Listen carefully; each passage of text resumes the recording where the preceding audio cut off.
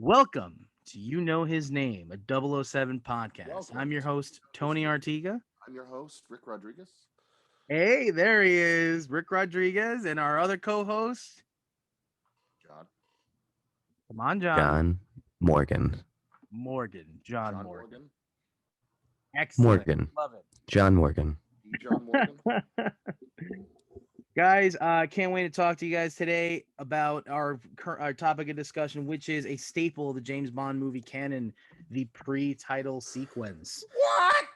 I know, right? A section of the movie that is kind of almost like an opening chapter of sorts, and something that we've discovered is that actually that Rick has kind of came up with. We'll discuss a little bit more at length how these are actually more tied into the main plot than we thought. Yeah, they used to feel throwaway. Yeah, Majority. They really are. They do serve as the prologue, most of them. yeah, for sure. And I think it's one of those things where I think it's become such a staple. It's one of those things that people look forward to for every movie. So we're gonna do a deep dive on that. So guys, can't wait to get into it. Rick, I'm gonna start with you today, my friend. Okay.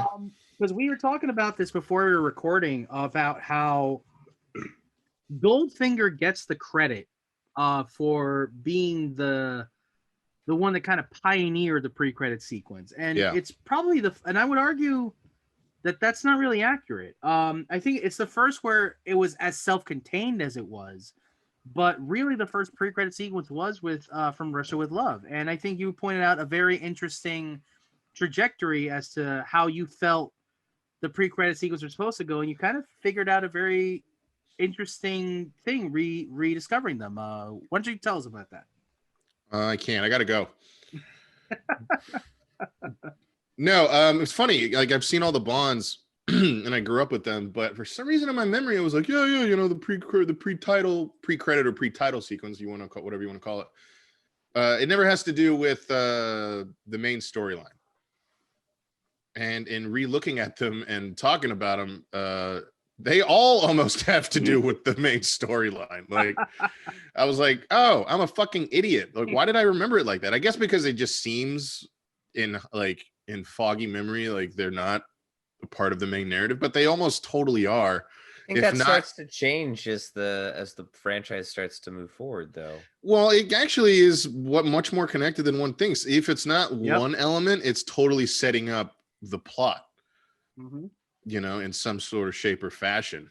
Yeah. There's actually only a couple of movies where they're really isolated. What about like Thunderball? Thunderball, that's the thing. He's killing a Spectre agent. He's killing a Spectre agent, and that's part of like, oh, another goddamn thorn in our side, Bond again, you know?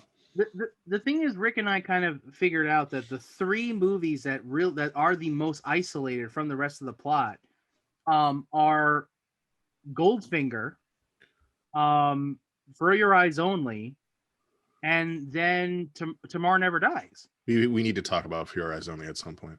Oh, we definitely will. The opening, because it's terrible. But before we get to that, because trust me, we are going to get to that.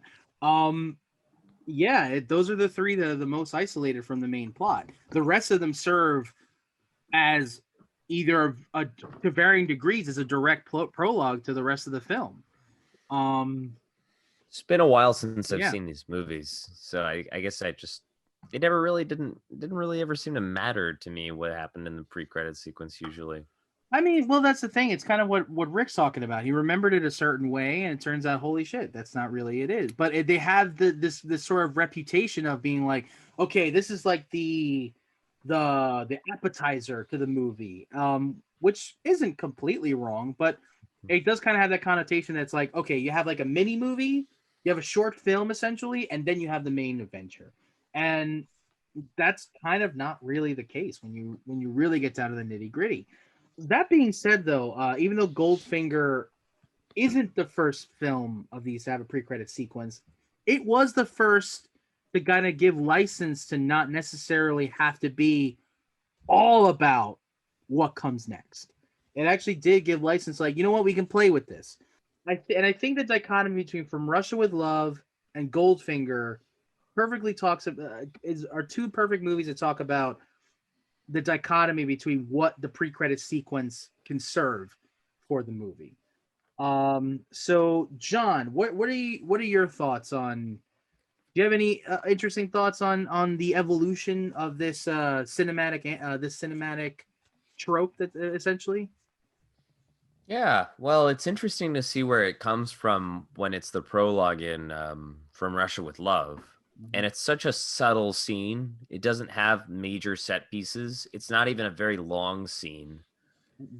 And there are some pre-title sequences that stretch longer than 5 minutes. They'll go into like the 10-minute territory, and we're like, well, we just stacked up like 3 whole fucking scenes, and then massive action scenes. And you forget how deep in you are until all of a sudden like the song starts up and you're like, oh wait, there's still a whole movie on the other side of it. Yeah.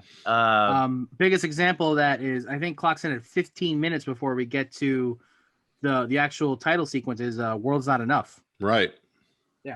They were not subtle about that with the Brosnan ones. That's the one where they were more like, we got to make sure all these openers are a banger. And it made it interesting to see them try and top themselves every time. Every single one was like a big, massive fucking explosion. Yeah, they didn't. They always tried to pay off. And like, that was the thing.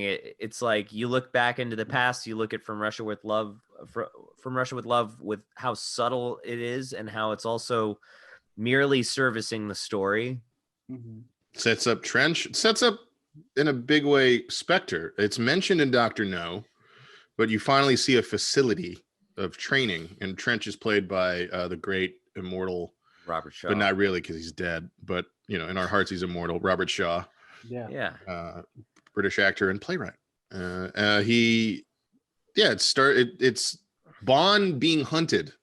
I can only imagine what the audience thought at the time. They must have been like, oh, what the fuck? And then, you know, the mask comes off. Like, it's only befuddling why the guy's even wearing the mask when, like, the logic is stupid. It's pretty arbitrary. He's not James Bond. It doesn't matter. Maybe you could write it off as like real heavy fucking like. I was thinking also, like, when the guy comes up.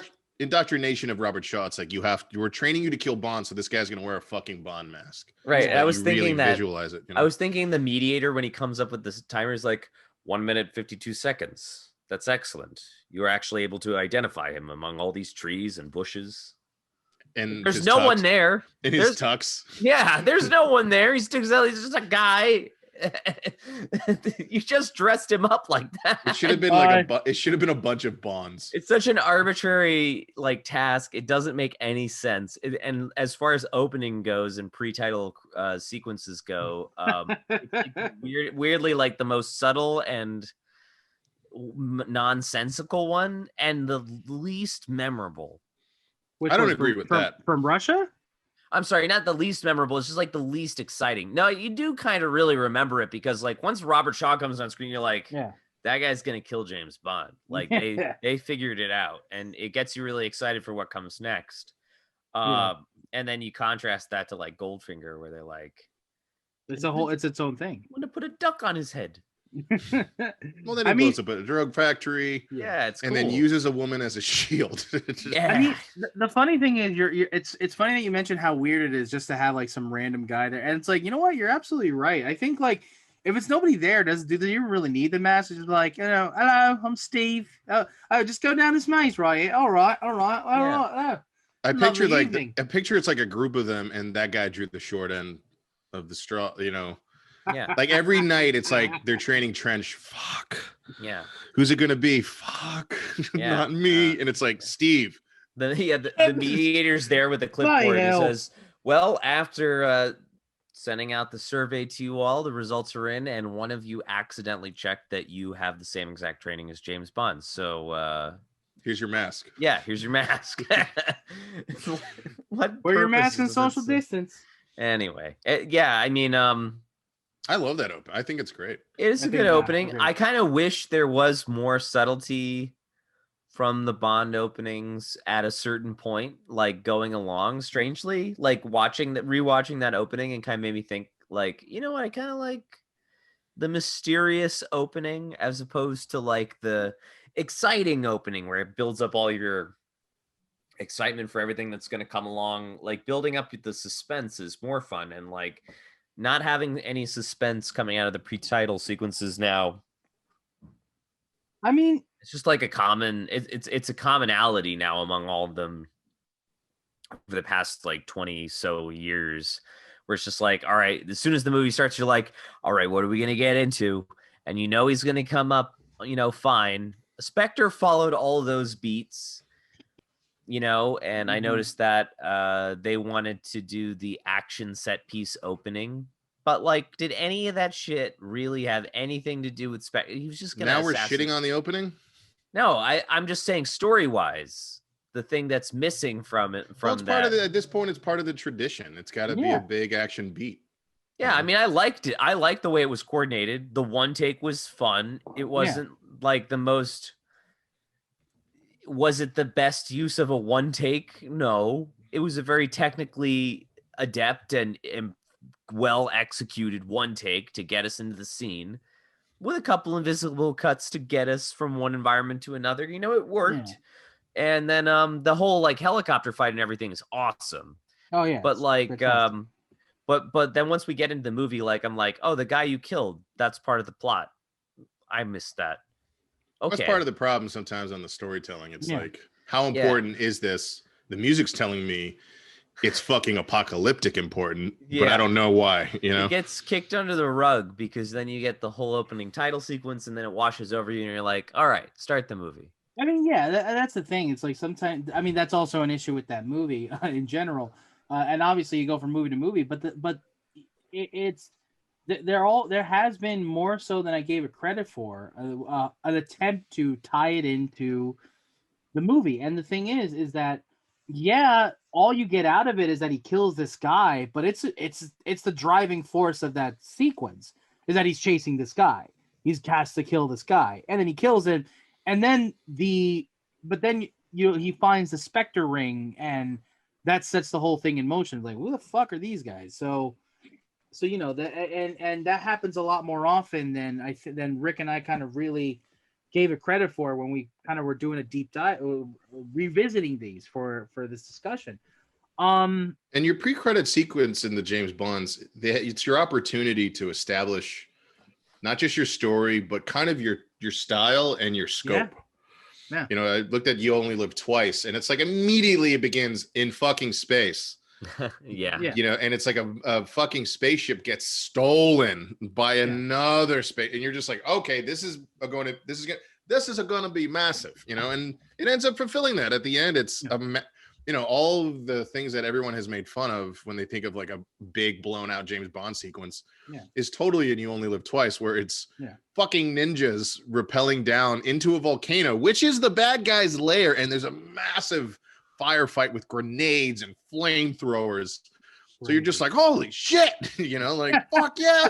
The only thing missing is that they didn't go back to space, which they would do later in Moonraker. But, or Live and Let Die, where it's immediately establishing the voodoo. The guy gets bit by a snake with this big ritual going on. And then the New Orleans funeral, the guy gets stabbed or I think stabbed or shot. I can't remember. And then the funeral, they just pick him up in the coffin and then start dancing, and it's like creepy, it's like, what the fuck, and that so it's always a way to establish your mood. And one of the big ones, of course, is Spy Who Loved Me, where it was a little bit of a damn, does Bond still kind of, the first time it was really like, does Bond still matter? And they totally did an opening that played into the drama of that, and when he's being chased and then he jumps off the fucking cliff and the silent. And then that parachute opens and it's the British flag and the fucking theme kicks in. And I can only imagine in 1977, people must have lost their shit. Oh, hell yeah. I mean, you're absolutely right. I absolutely agree with you that it sets the tone, which conversely, that's one of the reasons why Casino Royale's opening is one of my favorites, because right away it tells you, okay, no big explosions, no big chase. This is going to be a whole different experience. This is going to be about how fucking the toll that it takes on you to become a 00 agent, which I really dug. I love the juxtaposition of how messy one kill was and how clean the second one was, and the use of black and white, fantastic. but yeah, I just wanted to jump on that, how it works both ways. Love, love, love when it's used correctly, the pre-credit sequence. And it plays into the notion it's not just establish your story, the pre-title. A lot of when it's a new Bond, how do you introduce now your new Bond? Facts. You know, It became a whole thing, especially when Lazenby's are introduced in On Her Majesty's Secret Service. right? Yeah. They're really slow on the reveal. A big fight, and then finally, you know, this never happened to the other fellow. He might as well have said it in camera if he, I think maybe does. Mm-hmm. And then they do it actually when Connery comes back in Diamonds, they do it's like wait for it. They do a wait for it on him. Yeah. He's going through. He's like, where's Blofeld? Just his arm, just his hand. You know, it's just like, oh, he's back. You know, they build up that suspense. So the only thing the lamest one is maybe Live and Let Die, where he's not in the pre-title sequence. It's just him in bed with a girl, and it's very Roger Moore-y. Man with the Golden Gun has that, where there's no Bond, and it's just focused on Christopher Lee on his island chilling. I feel bad for Roger Moore. His first two movies, he doesn't get to be in his own movie's pre-credit sequence. Yeah, it's you like know, he doesn't get properly introed, right? No, he doesn't. Even in Living Daylights, you know, it's a big giant mission. What's going on? It's an exercise, and then the first guy gets killed on a traitor, and then you hear the guy screaming because he falls, and then Dalton turns around, and it's like boom, yeah, Bond's on the case, and here's our new Bond. For sure. And of course, we previously talked about GoldenEye, the toilet scene, which is fantastic. Sure. So yeah, you know, the pre-title sequence also has that tradition of, you know, how do you introduce Bond? Yeah, Mm-hmm. That's a fantastic. I completely agree. You know what? Let's go back to Living Daylights for a second. So one of my favorite things about that pre-credit sequence, to piggyback and then expand on what you were saying. Not only is it a great way to expand to introduce Bond, I'm not sure if this is the only time they've done it, but this is one example where they actually used it as an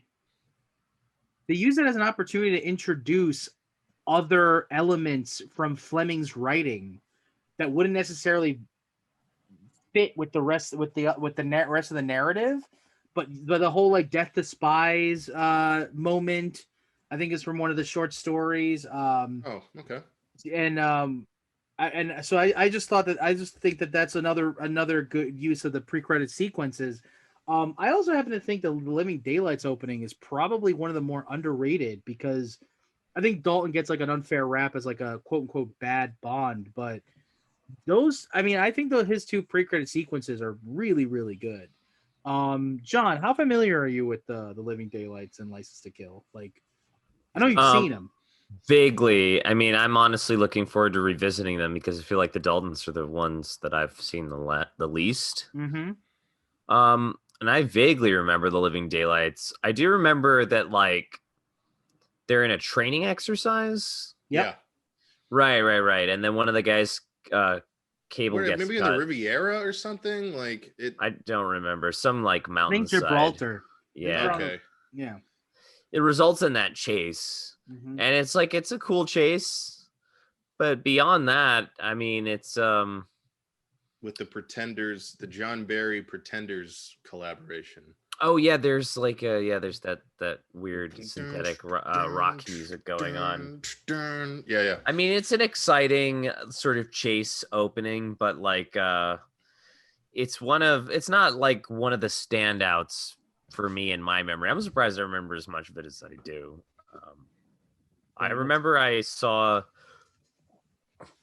don't remember which one it was I saw first. I don't remember. I don't remember anything. I don't remember which of the Timothy Dalton films I saw first when I learned about him. It might have been The Living Daylights, which is good because it is a good way to introduce him. Yeah. Because once he shows up on screen, you know exactly who he is, and it's exciting. Who's that? The whole sequence. I don't understand. Why are we keep looking at this guy? Why is he fighting him? Yeah, Where's Roger? Yeah, yeah. I said, where's James Bond? It's confusing. We are a pro Timothy Dalton podcast. They watch the whole movie and they're like, where was James Bond the whole time? Didn't you read the opening credits? I don't read. I can read numbers. That's one of the appeals of James Bond. 007. Hello. So fun. So Timothy Dalton, I maybe he wasn't a fan. I really enjoyed his take on it. I really enjoyed those pre-credit sequences. I think those are two actually really solid examples of how they set the tone for the rest of the film. Mm-hmm. So let's take a different tact here, because we could go on and on about the pre-credit scenes that we like, the ones that work. Let's talk about the ones that are yikes. Trash. Yes, and Rick, I think I'm once again going to ask you to kick off the discussion, because I think we both agree that the For Your Eyes Only pre-credit sequences, yikes. Oh yeah, well, because it ties into a situation that we'll probably talk about in a later episode, where it's this thing with the whole thing with Spectre and Blofeld. It got tied into litigation stuff between Eon Productions and this producer Kevin McClory, who at first was a friend of Ian Fleming's, and they essentially thought up the story of Thunderball together, and that was supposed to be the first movie, but it didn't work out, and then Ian Fleming just ended up turning into a book. So when time came for it to be made into a film, Kevin McClory said, hold on there, that's also my property. And it was a long standing battle that didn't get concluded, I think, until like 2012, 2013 or something, which is what led them to be able to do Spectre. And so as a result, when the litigation got real bad they reached an agreement for him to produce Thunderball, and even, and still they're still using Blofeld all the way to Diamonds Are Forever. But after that, the litigation got really, really hard, heavy. And that's why kind of Spectre and Blofeld disappear essentially from the series. And it's, 5 movies in the Roger Moore films. And all of a sudden it opens with him visiting his dead wife, which is, the death of her occurs on Her Majesty's Secret Service. And then there's a guy who looks and sounds suspiciously like Blofeld. They never show his face, in a helicopter trying to kill Bond. In a gray Nehru jacket. In a wheelchair. And there's a whole chase, and then Bond takes over the helicopter, and then the guy's in a wheelchair, and Bond picks him up. And it's really pathetic, because the guy's just like, Mr. Bond, please. And it's just so dumb. And you're seeing this poor bald man in a gray jacket being tortured by this British person, and he just drops him into a smoke furnace. And it's like, well, that's the story of Bond's arch nemesis Blofeld. Yep. They never say the name, but it's so clearly meant to be him. Yeah. In the world of the entire series, that, let's say, technically speaking, ends with Bond retiring at the end of Die Another Day. Technically speaking, they're all the same character, with him finally retiring in 2003. Jesus. But he long ago killed his nemesis by dropping him into a furnace. I mean, it's like, to put it in perspective to some of our hopefully listeners who aren't as familiar with Bond, but would want to start getting into these movies. Just to put it in perspective, it's like, imagine you can't use the Joker, but Batman mysteriously is fighting this guy who you just see from the back, and he just has green hair. You can kind of see white skin, but they don't say his name. He laughs every once in a while, but it's like, not the Joker, just some guy with green hair. Like, come on, man. So he happens to be wearing a purple suit. It doesn't mean he's the Joker. Come on, guys. Just means he's a jester. He's a jester. He's the jester. Yes. Very different. So yeah, I have a lot of mixed feelings. Well, I'll put it to you this. Actually, I agree. It's a trash opening sequence. With one silver lining, I do like him visiting his wife's. Yeah, that's nice. Of course, right. Which is a nice moment, nice emotional moment. I also like that it puts a truck right through the theory that they're not the same person. I love that, because I hate that theory. I think it's Bond he goes through Yeah. surgery. Yeah, he's just Facial reconstructive surgery. Yeah, he's 40 all the way up until he's 60, and then he goes back to 40 again. Then we don't see him for a while, and then and then he's 40 again. 40 again in 2002. It happens. How old now, Mr. Bond? 40, of course. 40, of course. I have a good nutritionist. I eat a lot of fiber. It all goes through me rather quickly. So yeah, there's that. But you want to talk about a scene, a pre-credit sequence that actually does a horrible job at establishing the tone of its film.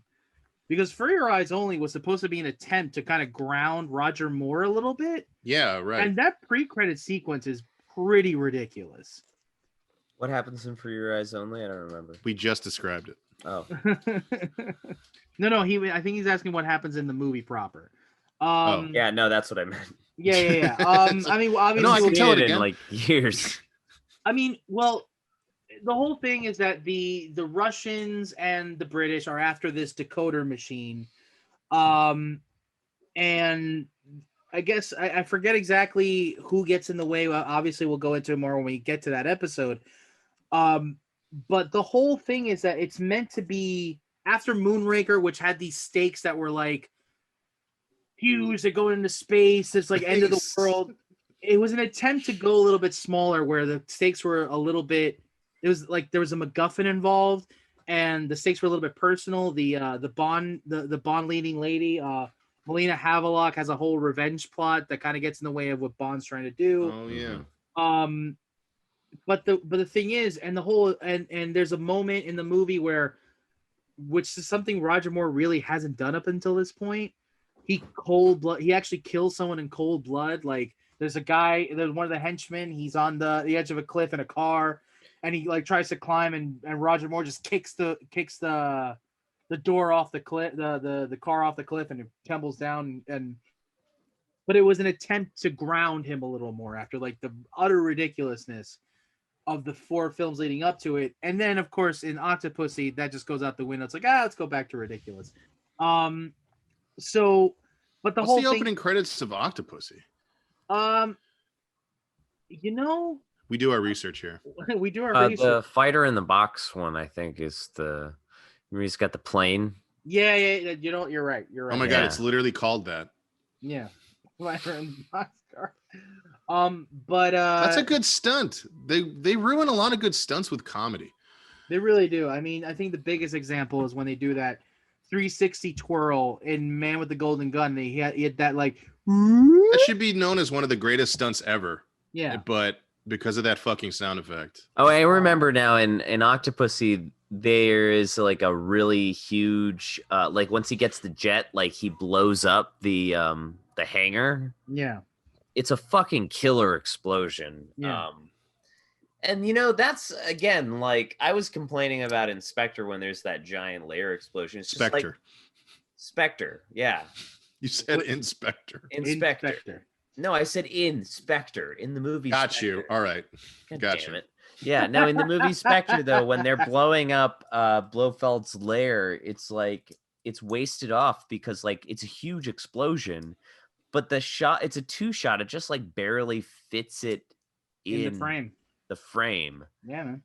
I don't appreciate it. I want to see the explosion. I want to see the scale of it. What John is saying, they used to know how to shoot those. Hold on. What John is saying is that he wants his Bond movies to be more like Octopussy. No, I don't. I just feel like if you're gonna build it up to be this big event, like know how to shoot it. Like, if I was a producer and I saw Spectre come in with that explosion shot, I'd be like, okay, and where are the other angles?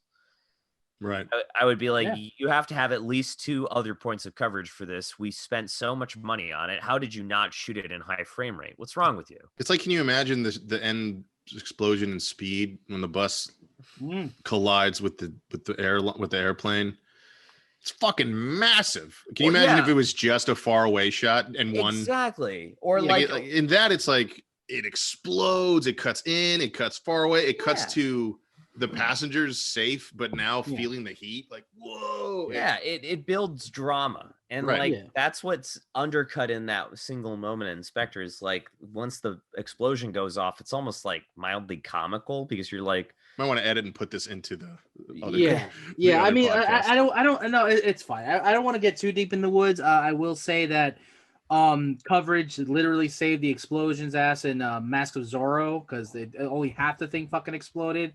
So then they had to rig it to the other half. Oh, really? There you explode. go. Yeah. Yeah, so it just saves your ass. I mean, Martin Campbell. I'm sure Sam Mendes and Hoyt Van. He's an artist. Yeah, I'm sure. that's what I think. I think he was just like, no, it's just all gonna play out in this shot. Sam Mendes is an artist, and that shot was beautiful. Here's the thing. I'm sure Sam Mendes had coverage on that. It's the fact that he didn't choose to use it. I know, and it's supposed to be a very bold artistic choice, but the fucking it's just like lame. Yeah, I definitely agree. I'm sure he had coverage, but I think he was counting on it working.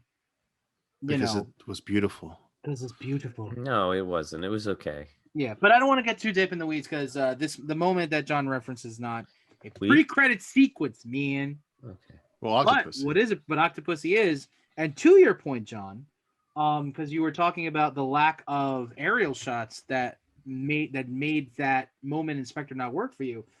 Got a great aerial shot of that explosion in Octopussy, and that goes right into the title sequence. So good aerial photography in these movies. It's kind of important. Very much so. It is. It's like a tradition among these movies because it helps to magnify the scale of the story and everything. No, I totally agree. But essentially, John, just to wrap up talking about For Your Eyes Only, the whole, because it's an attempt to be a more grittier Roger Moore Bond film, the utter ridiculousness of the pre-credit sequence so does not match what the movie's trying to do. I mean, the movie is also then undermined by its own ridiculousness, but that's a difference. That's a conversation for a different time. John, do you have any pre-credit sequences that come to mind that you were like, you know what, this kind of blows? Yeah, Die Another Day is like the worst opening title sequence or pre-credit sequence that I can recall. Ooh, that one's really bad. I really hate that one. Hard disagree on that one. I actually love that pre-credit sequence. I think it's just trashy and lame and really silly.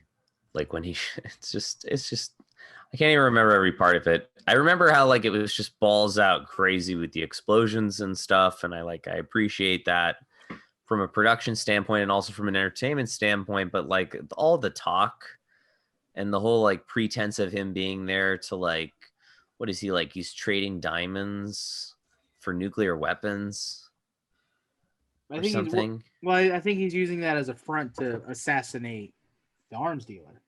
Yeah, I know, but it's like it's a piss poor plan. Like he puts himself deep behind enemy lines to be vulnerable. Well, if you're gonna open that can of worms, then just shit on Bond's missions always.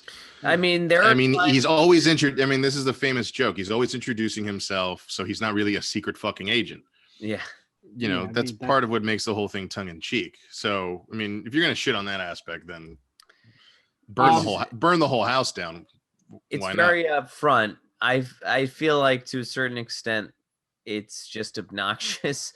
It's not. It's like it's the wrong mission for someone like him, who is a spy, who does like reconnaissance stuff. I mean, it just seems like his whole mission in the opening of Die Another Day is more of like a saboteur style mission, and like I don't see the sense in putting in like your top spy he's not there to recover anything. I don't think he's top. I think he's the 7th. He's the 7th spy. All right, then he's expendable. Right? Even though he's saved the world, I mean, almost every day, every year. Seventh best Bond. Who's number 1? You'll only ever be doing? 7th best. 001 has all the pressure. You're frying small fish every time you go out. Oh, you think Blofeld's a problem? I mean, I'll defend Die Another Day. Another day. Go ahead. It's I don't want for to do you. it now. I'll do it if we ever do an episode. You know what? I think I'd like to hear your defense of at least the pre-credit sequence and what we're talking about, because I actually really like that pre-credit sequence quite a bit. I thought it was a lot of fun. I thought it was the only time in the movie where I actually felt like, oh man, I'm kind of watching a pretty pretty rad Bond film. I like the shot of the three surfers coming in. It wasn't CGI, which was nice. I thought there was some cool gadget work. I thought Brosnan did a really good job in there. And it's actually one of the few times where I was surprised by the pre-credit sequence, because like, holy shit, they actually took this guy captive. That's something that we had never seen up until that point. Well, the director is Lee Tamahori, and he's like a real director of those kind of movies. He made the great, I think I brought it up in the Campbell one of the ones. I mentioned him before. He'd come to Hollywood and directed The Edge, a really underrated survival movie, which I think is better than The Revenant. He's a good director. I think Die Another Day gets shit on over stupid fucking reasons that are totally no. I'm just talking about the pre-credit sequence, all right? I'm bringing it up as a tie-in to the pre-credit sequence. For me, it is a well done and executed. I mean, yeah, you can argue the whole thing of like, what the fuck's Bond doing there in a trade deal, illegal trade deal, or whatever the hell it is. But in terms of the editing, the action, the stunt work, it's pretty spectacular. And the fact that it ends not with him quipping or pulling it off, is that he gets captured, I think is what sets off the movie. So I think that that's a really, really good way to kind of surprise. It's like, oh shit, he's captured. Yeah. And I think it sets up the movie, a very maligned movie. Yeah. It's the weird the thing is that Die Another Day, and and rightfully so, kind of has the reputation of being one of the more frivolous Bond movies, but the pre-credit sequence is one of the ones that actually has, holy shit, it has some stakes to it. I mean, I don't agree in general about the reputation of the film, but you know. Yeah, and we'll get into it when we talk about the film itself. Another day, we will talk another day. But whoever's listening probably thinks that, like, wow, that Rick guy is so fucking stupid. Yeah, I'm listening right now. Let's keep it respectful, gentlemen. Let's keep it respectful. No, I don't care. I don't care. No, I don't care. Bring it on. Blood for blood. Blood for blood. Let's do it. And I'll be left standing. John, fight in the street. John. You want to fight? Rocky V style. You bring it. Let's fight. Oh, funny story about that. You brought that up. There's a guy who comes to my comic book store every so often, and he has the worst taste in movies. And we're talking about the Rocky movies, and he's like, "Yo, you know what movie I like? I like Rocky V. That last fight, and it was crazy." And everyone in the store was like, "That movie sucks." I'm like, "It's so crazy. That movie's great." And I'm like, "No, it's pretty much universally accepted that Rocky V. It's the climactic conclusion of Rocky. How can you not like it? Because it sucks. That's why." Nor is it the climactic conclusion. Yeah, no, but Rick, I agree that it has some stakes. I think it's really well done. I mean, John, you're not wrong that there's some ridiculous aspects to it, but is there anything in that pre-credit sequence that's more ridiculous than anything we've seen in a Bond movie? I mean, I don't have any real problem with ridiculous when it comes to James Bond, because it's a fantasy. It should be larger than life. For sure. And sometimes when it plays the more subtle route with the pre-credit sequences, I get more intrigued, because I'm more excited to see how much bigger the story can get. It's definitely something they should maybe return to in the next one. I mean, we don't know what's going on with No Time.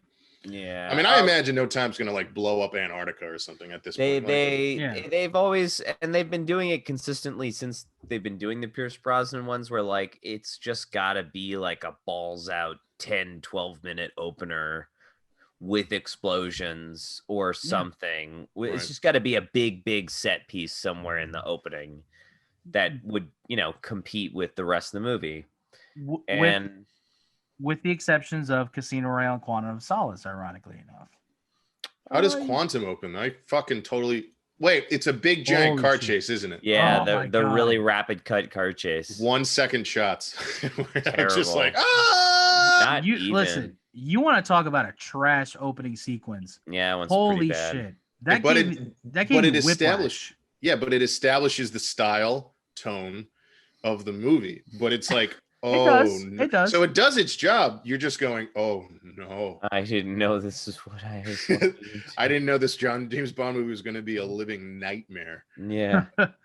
It's like okay, so this isn't going to be as good as Casino Royale. Right.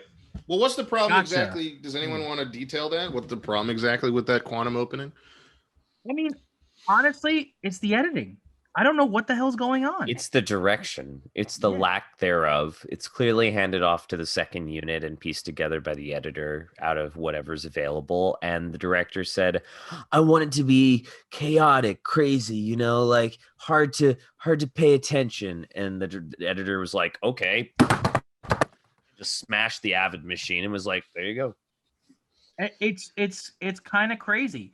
The funny part, the ironic thing is that actually that track on the soundtrack, David Arnold scores that moment pretty fucking fantastically. I think that's a very, very solid score underneath that pre-credit sequence. But the editing and like John said, that you don't know what the hell's going on. I love the idea of that you're picking up exactly right after the last movie. I was like, shit, I've never seen that in a Bond film. I think it's going to be dope. And then, but that's what we got. It just seems like he has no interest in directing the action, Mark Forster. No. And yet he keeps making those movies. Like he did World War Z. And it's like, yeah. Why are you making this? I don't think World War Z is a bad movie, but I've heard it's, got reshot by other people. So it's like it got saved after massive overhaul. Right. It's not as well. I mean, it's not a great movie. It's really forgettable. I think it's good. It's I think fine. it gets, once again, I'm losing everyone. Everyone's like, Rick is the fucking moron. Yeah. I just don't follow internet bullshit trend thinking. So fuck all of you. Well, you just think whatever you want. Even if it's wrong, you can have your opinion. It's okay. Well, there is no right or wrong except for what I think is right. So. Well, yeah. I mean, look, I'm not with you on the movie, Rick, but I am with you on the pre-credit sequence of Die Another Day. I do think it's fantastic. I think it's a standout. I think it's probably. But with Quantum, it's. Yeah. God damn it! Like it's also just all one chase, and that's it. That's literally all you walk in on, and then the movie starts in there, like in Vienna. Yeah. That's it. That's the opener. It's a real fucking bummer opener. Yeah. It doesn't really add anything. Yeah, I agree. Because it could, and I think the reason it's more frustrating for me is because it actually could have added quite a bit had you just given us a sense of geography, a sense of space, oh my God, a sense of character. I just looked at it right. I've just looked at it right now. It's like, oh my God, it's bad. Jesus it's really awful. Christ. And I imagine if you turn off the sound, even it's more disorienting. Good idea. Yeah, because it's like it's like a visually like non-rhythmic sequence that's just like, okay, this. Yeah, it's hard. It's hard to digest. It's overly frenzied. It's just spastic. Yeah. So yeah, that I think we can put that subject to bed because we chose pretty much the bottom of the barrel in terms of with the nice little disagreement there on the Die Another Day. Let's but you know what? Now let's have a little fun. What are our favorite pre-credit sequences? What's one that we find underrated? John, why don't you take it away? What's your favorite pre-credit sequence of the Bond series so far? Well, I might be GoldenEye, and I think that's just because like I have a soft spot for that movie, but like it just kind of covers all the ground for a good pre-credit sequence in my opinion, and just like in some ways kind of stands up a little stronger than the rest of the movie, which I don't know if is good. But we talked enough about that movie and I don't want to go into it anymore, but I think the opening is just fantastic. Really great, strong introduction for Pierce Brosnan. Great introduction for our villains. Yeah. Really wonderfully orchestrated action and shooting and sound design, like everything just kind of just good filmmaking, like all around in that whole opener. And maybe like a good close second place would be what is it? The Spy Who Loved Me. Ah, fantastic. I think just the whole idea even of it just being him with the girl and then just being like gotta run, and then just goes on his mission and is being chased down a mountainside on skis while he's being shot at, is just like, it's fantastic. They've been trying to do it again in others consistently. If You Do a Kill, World Is Not Enough. And Christopher Nolan does it poorly in Inception. The pre-credit scene in GoldenEye is clearly influenced by that opening as well, and it does a really good job of serving up and kind of giving you both, because like, one, it has the swan dive at the very top of it, which is a clear reference to and then another swan dive, and then another swan dive, which you easily forget about because he swan dives into a plane that is going inverted in the world's tallest mountain. It's nose diving. He saves it, pulls it up, saves the day. Building explodes just in time to fly over the facility blowing up. It's an awesome. It's like it's so good at capturing like the fantasy picture perfect-esque nature of like how this whole franchise was supposed to be conceived. And I think it's really hard to find those openings that are as hyperbolic as that, and like so good at summarizing like what you're really in for, because it's hard to find those entry points. Like, if you showed someone like Dr. No as like their first Bond film, they'd be like, as soon as you get into the movie, they'd be like, I'm fucking confused. Who are these guys? I don't agree with that at all. I vehemently disagree with that. I don't know. I feel like it's a stretch sometimes because of just seemingly like how different, where the whole franchise starts compared to what the tropes and everything, the commonalities and recurring, ideas that show up in the brand that we're familiar with now up front. I think like if I had to pick like a pre-credit scene that would like wow someone and get them into a James Bond movie, it would be GoldenEye. I mean, I think that's fair. I think GoldenEye is as good an entry point as any other movie, but I think Dr. No, as a movie, I think is just a good entry point to the franchise. I mean, I'd love Dr. No. I'm not going to shit on it. No, for sure. I just think it's like, you don't show someone the first 5 minutes of Dr. No, and then they say like, wow, this looks fantastic. I really want to watch more. Maybe not. I don't know if. I don't know if I agree with that, to be honest, because that's the thing. I Dr. No is not my first. I'll give you. It doesn't start with a bang. Well, I guess it does, but only a small bang, a gun, because they kill a secretary. Like an intriguing murder that occurs, and so you get involved in the story immediately, but you don't see James Bond show up immediately. But that's the thing that, like, I remember when I saw Dr. No for the first time, it because it didn't do that. That's what intrigued me. Mm-hmm. It wasn't the fact that it started off with a like a pre-credit sequence, but it did start off with the theme, a really fantastic title sequence from Maurice Binder. You get right into the mystery of it. It has very little fat when you get into the actual thick of it, and it saves the intro of the character when you cut it into close-ups, which we'll talk more about when we get to in the future when we get to the film.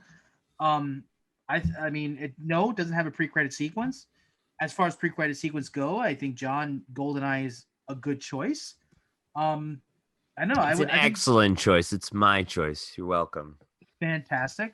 We're losing viewers over our narratives. These guys are shitheads. The Senate will move to vote to remove from the panel, right? From the panel, John and Rick. I blame Jewish space lasers. Oh my god! Can we not talk about her for like 5 seconds? Fine. I blame Spectre space lasers. Spectre space lasers. That's gonna get Completely cut. different space lasers, same manufacturers. Yeah. So yeah, GoldenEye is a fantastic opening. Casino Royale is one of my favorites. I mentioned early in the episode, and Martin Campbell did a really good job at introing his Bonds in those pre-credit sequences, and did a good job of establishing the tone of the movie. And they both kind of did the same thing for their respective eras. Like GoldenEye starts in a way that it's like, okay, I know what kind of movie this is going to be. This is going to be like the kind of Bond movies that I grew up watching. And same thing with Casino Royale. It's like, oh shit, this is the fucking down and dirty serious Bond. And I think they serve like a mutual a double purpose there. Agree that the Spy Who Loved Me opening is fantastic. I actually am also a big fan of the Tomorrow Never Dies opening. I think the Brosnan openings are actually all really solid. I dig and I think the most underrated one-liner that Bond's ever done. I just find it funny because he's typically a very big smoker, but they kind of did away with that with the Brosnan era. He's like he's lighting some dude's cigarette and he knocks the guy out, like filthy habit. I love that moment. And then he steals the jet, right? He steals the jet. Yeah. He loves to steal vehicles, big ones. He really does love to steal vehicles.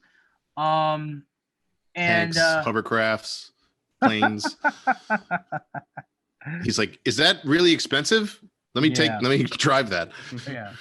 So, Rick, what are some of your favorite pre-credit sequence that are not? That's the only one he likes. End of episode, folks. It's a recurring theme with Rick. No, I'm with. I mean, yeah, I've said what I have to say about GoldenEye, and that's too much said. But Casino Royale probably is definitely up there, just because of how greatly it does reintroduce the new Bond. It establishes the intensity, the severity of the violence that's going to be a mark of the new ones. But really, just speaking of the movie, of just that the severity of the movie, of the violence within that film, you know.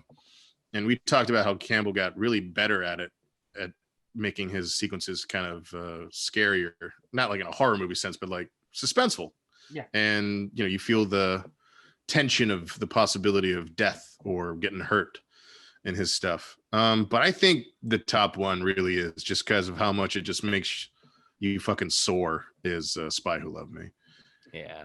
Just the way it builds and goes, and it's great action. And then it's just a perfect, like, the music doesn't do this, but it's like a drum roll. It's like, da-da, like once the theme kicks in, you see the Union Jack open up on his parachute. It's really it's so victorious. Yes. And you're like, I'm not even British, and I love England. And I love it, right? Yeah, exactly. Because it's Bond, and it's just so I think the exhilaration of that capper, just they haven't topped it yet. How do you? I mean, I don't know. I hope one day they do, but I do hope. Actually, John makes a lot of good points in that it might be nice once again, who the fuck knows about No Time to Die. But one day, maybe, have a smaller opening, one that gets you more intrigued. I think I do like John's idea. Like, I would like to see something that's a little bit more subtle and not quite married to the explosion, because I think those are some of the ones that stand out the best. Yeah, when it's servicing the story, it seems like it does a good job. Usually. I don't want it to do that.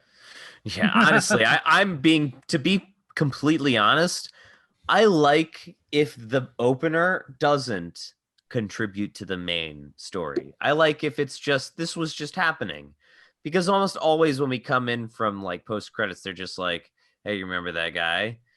Bond is racing across the street to pay a bill. It'd be fine. I'd be fine with it. Just introduce the character and get the movie started. That's all I need. Is it gonna put your deposit under Bond? James Bond. Nobody pays on time or some shit. I don't know. Or it's like I actually, when he said pay the bill, like I thought of him running back to a restaurant. That's His even credit better. card was declined, Shit. and he walks away. It's like, I'm sorry, what's your name? Bond, James Bond. It's like, you didn't put a tip. Like, oh, I'm so awfully sorry. He's a cheap bastard. I thought gratuity was included. Like, no. Oh no, sir. Oh no. No. Not here at Bubba's Barbecue. Sorry. You're in America. Fucking JW Peppers, the manager. Fantastic. So I think on that note, we can wrap this up. I think the pre-credit sequence, I think we can all agree, as we watch more Bond movies as they come out in our lifetime, it's always going to be something we really look forward to. It's a hallmark of the franchise. Other movies have been inspired by it. The idea of kind of doing a prologue like that, and it's a cinematic hallmark. And so I've had a great time discussing it with you guys. What are favorites? What are some that don't work? And John, do you have any final words for us? I don't know. I'm looking forward to seeing how pre-credit sequences start to change. There's going to have to be a big new I think James Bond is too valuable and independent intellectual property to let go. Yeah. So I think that the franchise will probably stay alive after the Daniel Craig franchise is done. Oh yeah. So Sure. the question really is like from where to go from there. And I think if they are planning on reimagining the character, reimagining the franchise, and reigniting things, the opening credit sequence is like a great place to start. And it would be nice to see something clever. Wit. Just something a little more impressive than what I felt like we've gotten out of some of the more recent entries from the Daniel Craig movies. I mean, like I said, I like the opener to Spectre, but like doesn't really have a lot to do with the story, and it's very flashy, but for the sake of spectacle alone. So maintaining that balance, I don't know how important it really is to me, because I would like to see a more episodic Bond where it has less to do with chronology and the arc of James Bond. James Bond is a person who is stubborn and he's a narcissist, and he's entirely self-absorbed, and he's arrogant, and like, why does someone like that need to change anyway? I'm just kind of interested to see how things will be reinterpreted, especially stepping further into the 21st century with this character that's seemingly antiquated and dated in a lot of respects, in ways that I think a lot of the filmmakers and even the people who played him kind of agree. So I'm interested to see how the world needs him more than ever. No, they don't. I think it's kind of been said. Yeah, they do. Okay. I think the fact that he is such a person out of his time is what could make him, if they utilize it well, fascinating for the 21st century. How old is James Bond really? He's been around since the 60s. In the 60s. This franchise is going to be celebrating its 60th anniversary next year.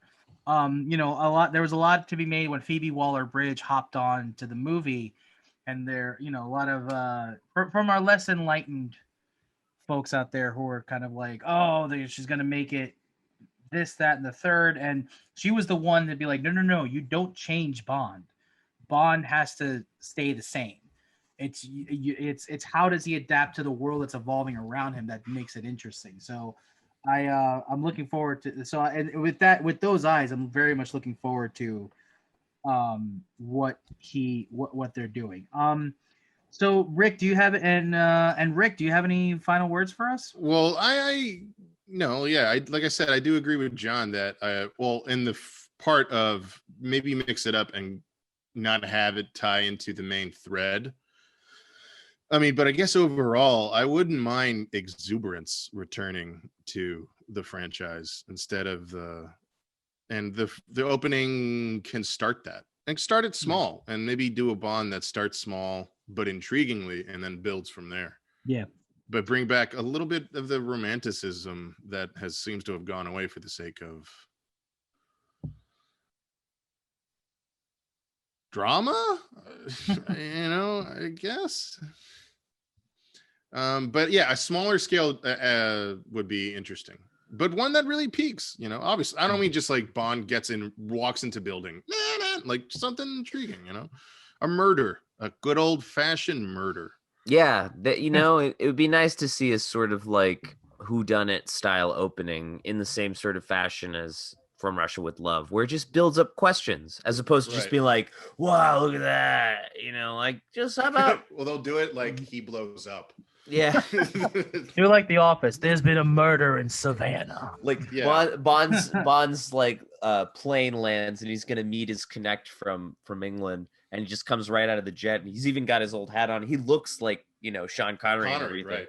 Yeah, and he comes out of the plane, and the guy's like, Mr. Bond, and he's like, he starts walking down the thing, and he just explodes like into confetti. Like a balloon, like the stairs too. The stairs, like everything's gone. Like, well, it's obvious that this part of the discussion has gotten away from everybody, away from us. But you know what? Rick, John, I think you guys have a good point. Like, yeah, something a little bit smaller would be kind of cool. And John, actually, when you were kind of talking about doing something small, like a murder, like a murder mystery kind of thing. Actually, Rick and John were talking about it. Kind of got the old noggin thinking, like, ooh, that would be kind of cool. Where it's like, I'm supposed to meet this person. Oh shit, he's dead, and we have to find out who it is. That kind of thing. I think that'd be really like and result in a daring chase. Like those they don't always need to be like an explosion. No, you're right. I definitely agree with it. Which is actually something that I wish I had talked about a little bit more. The Casino Royale opening is really, really effective for that, because it's not it is not a big explosion. It is something smaller that is more character focused, where the stakes are no less palpable, but they're much smaller. It's not like I think we may mentioned earlier, like the 14-minute fucking World's Not Enough pre-credit, where the chase and then the boat can somehow ride the streets, because like, okay, that's preposterous, but it's fun. It's all good fun.